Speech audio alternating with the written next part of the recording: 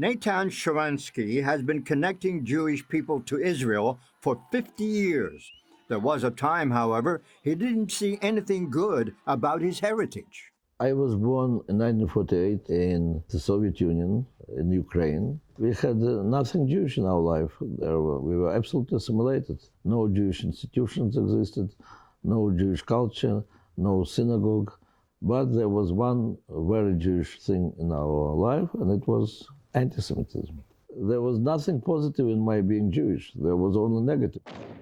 That changed in 1967 when Israel defeated the armies of Egypt, Syria, and Jordan in the Six-Day War, reuniting Jerusalem under Israeli sovereignty. Here, Israel emerges victorious after the attempt of Arab countries to destroy it. And the Soviet Union made a lot of efforts to destroy Israel. It also marked the time Sharansky and other Soviet Jews began their search for what it meant to be Jewish.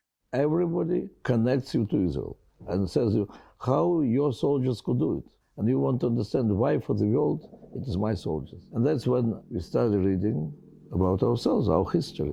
And suddenly you discover that you have such a unique history, which starts not from this communist dictatorship, which starts from exodus from Egypt, and this desire to be free. And you discover that there is a state of Israel, which is that you want to be part of it. That's what gives you strength to start fighting for your right of a Jew to leave, to go to Israel. Would the Soviet Union allow you to emigrate? It was impossible. It was the regime who already killed tens of millions of citizens. So they would have no problem to kill another few hundred Jews, but we were lucky. Our struggle from the very first day became the struggle of all the Jews in the world, and with the time also of many non-Jews. And they succeeded to link all the interests of Soviet Union with the fate of Soviet Jews. As an advocate for human rights and the Zionist movement, Sharansky also became known as a refusenik, a Jew who was refused permission to leave the Soviet Union and immigrate to Israel. When they arrested me finally after a few years of my activities, they accused me in high treason and explained that I will not get out alive, I'll be sentenced to death, if I will not say publicly that they're right and we're wrong. Sentenced to 14 years, he served 9, largely for spreading truth about human rights abuses in the Soviet Union. Now, I understand when you were in prison that one of the things that strengthened you was the Book of Psalms. My Hebrew was not good enough, and I was reading, comparing different words, sentences. And it so happened that the first sentence which I understood fully was Psalm 23, and when I go through the valley of death, fear no evil because you are with me. Were you a believer in God before this? There is no physical explanation why you're ready to sacrifice your life if you don't understand that there are things which are much bigger than your physical survival. When I understood that I'm released, when they took away all the prison clothes, gave me silk clothes, and brought me to the airplane, so I was lying in the snow, refusing to move until they'll bring me back my psalm book. You still have it? It's always with me, yeah. That's it? Yeah, that's it. Sharansky and his wife Avital were married one day before his arrest. She then led the charge for his release. They crossed the border and the airplane from Israel took me.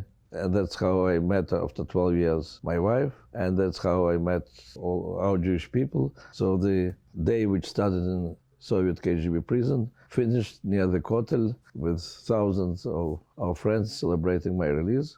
His struggle played a major role in the fall of the Iron Curtain, which opened the door for 2 million Jews to leave the Soviet Union.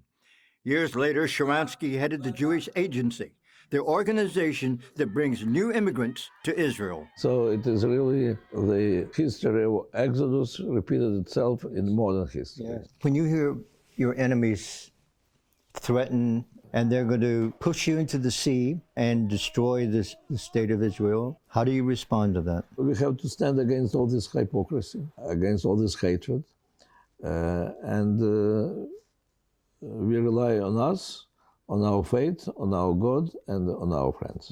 When you look back through the history and you see where Israel is now, how do you feel about your country? God speaks to us by his doings. Right. Simply look what he's doing with Jewish people. And that's the best proof of his presence. What happened with Soviet Union? Soviet Union doesn't exist. See what happened with Israel. There is no country in the free world with such a successful, strong economy. And we brought so many Jews from so many different cultures, and how they all are becoming one people united with one vision. So that's the miracle. Scott Ross for CBN in Jerusalem.